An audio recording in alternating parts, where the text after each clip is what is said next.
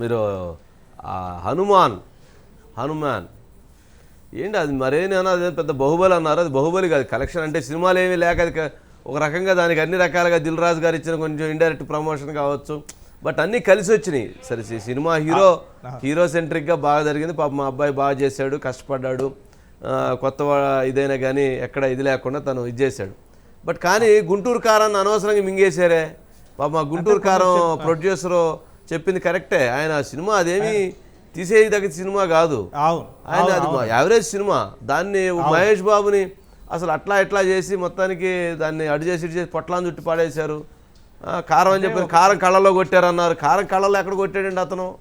ఏంటండి అనవసరంగా ఆ సినిమాని ఇది ఎట్లా అయిందంటే చివరికి వాళ్ళని పడగొట్టి వీళ్ళని పడగొట్టి చివరికి హనుమాన్ని పైకి లేపాలన్నట్టుగా హనుమాన్ని పైకి తీసుకొచ్చి వీళ్ళందరినీ కింద చెత్త కొట్టేశారండి పాపం. అంటే కాదండి, హనుమాన్ పైకి లేపాలన్న ఉద్దేశం కాదు, కానీ యాక్చువల్గా ఏమైందంటే ఇందాక మీరు చెప్పినట్టుగా బాహుబలి అనే లాంటి సినిమాని ఒక ఎక్స్పెక్టేషన్స్ ఉన్నాయంటే అండి ఆ సినిమాల మీద. కాబట్టి అది ఎంత బాగా తీసినా కానీ ఎక్కడో చోట వాళ్ళకి అసంతృప్తి ఉంటుంది. లేదు బాగానే ఉందనుకోండి, ప్రభాస్ బాగా చేశాడు అద్భుతం అంటారు. కానీ తేజ సజ్జా మీద ఎలాంటి ఎక్స్పెక్టేషన్స్ లేవండి, జీరో అనమాట. ఎందుకంటే థియేటర్స్ కూడా ఇవ్వకపోయేసరికి అందరూ ఏమనుకున్నారంటే ఆ సినిమా ఏదో చిన్న సినిమా, ఏదో ప్రశాంత్ వర్మ తీశాడు, అదేం పెద్ద ఉంటుంది, అందుకని థియేటర్లు ఇవ్వలేదు, ఇండస్ట్రీ వాళ్ళందరూ దాన్ని పట్టించుకోలేదు అన్నారు. అలాంటి ఒక నెగిటివ్ ఇంపాక్ట్తోనో లేకపోతే ఎలాంటి ఎక్స్పెక్టేషన్స్ లేకుండా ఒకసారి థియేటర్కి వెళ్ళిన తర్వాత అంటే ఎక్స్పెక్టేషన్స్తో వెళ్ళిన వాళ్ళకి అది నిరాశపరిచిన మాట నిజం. మీరు అన్నట్టుగా అది ఆహో ఓహో అనుకుని వెళ్ళిన వాళ్ళకి అసలు నిరాశపడ్డారు. ఏం పెద్ద గొప్ప సినిమా ఇది, పెద్ద గొప్ప కథే ఉంది అని అనుకున్నారు. కానీ మీరు సుబ్బారావు గారు చెప్పింది నేనైతే మొత్తం సినిమాకి వెళ్ళాం, నాకేమి మీరు అసలు బాహుబలి అన్నారు, ఆ బాహుబలి నాకు అక్కడ కనపడలా. యావరేజ్ ఉంది సినిమా, బాగా చేశారు. లాస్ట్ 10 నిమిషాలు గ్రాఫిక్స్ అవి బాగున్నాయి.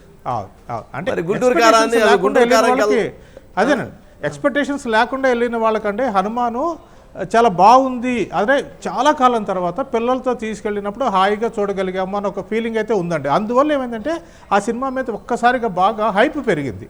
అంటే మించి అంటే ఏదైతే సినిమాలో ఉందో దాన్ని మించినటువంటి హైప్ పెరిగింది.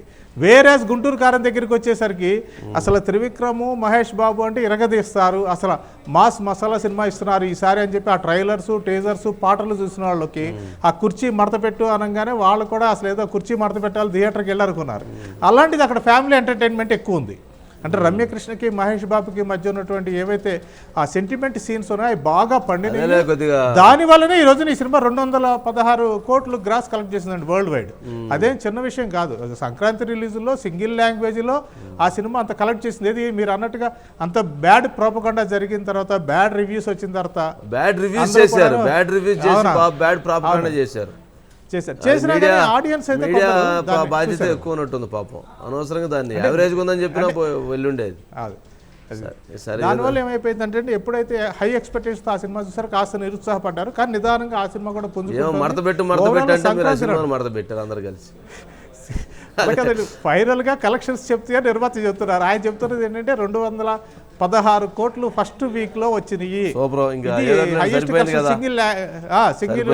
ఇదేందండి ఇది నెక్స్ట్ ఏంటి మహేష్ బాబుకి ఫ్యామిలీ సెండ్ ఆఫ్ ఏంది, ఒక్కడే వెళ్ళాడట రాజమౌళి, అక్కడ ఏదో మీటింగు ఏంటి, ఏం జరుగుతుంది మహేష్ బాబు రాజమౌళి కాంబినేషన్? అంటే రాజమౌళి మహేష్ బాబు కాంబినేషన్లో మూవీ ఉంటుందన్నది ఎప్పటి నుంచో అనుకుంటుంది. దాని మీదే రాజమౌళి కూడా వర్క్ చేస్తున్నారు. నెక్స్ట్ పట్టాలెక్కబోయేది ఆ సినిమానే అంటున్నారు. కాబట్టి అయితే అదేంటంటే ఏదో ఒక 6 నెలల్లోనో సంవత్సరంలోనో అయ్యే ప్రాజెక్ట్ కాదండి. అదేంటంటే ఆ 666 తర్వాత రాబోతున్న ప్రాజెక్ట్ కాబట్టి భారీ అంచనాలతో అంచనాలకు తగ్గట్టుగా సినిమా తీయాలని రాజమౌళి ప్లాన్ చేస్తున్నారు. అందులో భాగంగానే ఎప్పుడు ఏంటంటే సినిమా అయిపోగానే సహజంగా మహేష్ బాబు ఫ్యామిలీతో పాటు వెళ్తారు. కానీ ఇప్పుడు ఇంకా ఈ సంక్రాంతి సీజను రాబోయే ఎగ్జామ్ సీజన్ కాబట్టి పిల్లల్ని భార్యని తీసుకుని వెళ్ళి ఉండకపోవచ్చు. పైగా 3 రోజుల ట్రిప్ అనే అంటున్నారండి. జర్మనీకి వెళ్ళి అక్కడ రాజమౌళి నెక్స్ట్ మూవీకి సంబంధించినటువంటి ఆ టెక్నికల్ డీటెయిల్స్ అది ఎలా ఉండబోతోంది, మనం దానికి తగ్గట్టుగా ఎలా మనం మార్చుకోవాల్సి ఉంటుంది, లేకపోతే అసలు టోటల్ ప్రాజెక్ట్ గురించి అందులో ఉన్న టెక్నికాలిటీ గురించి ఒక అధ్యయనం చేయడానికి వెళ్తున్నటువంటి టూర్ ఇది. అందుకని ఆయన సోలోగా వెళ్ళాడని మాత్రం తెలుస్తుందండి. అయితే అఫీషియల్గా ఇటు రాజమౌళి కానీ అటు మహేష్ బాబు కానీ జర్మనీ టూర్ వెనకాల ఉన్న ఆంతర్యం ఏమిటన్నది మాత్రం చెప్పలేదు. రైట్. నెక్స్ట్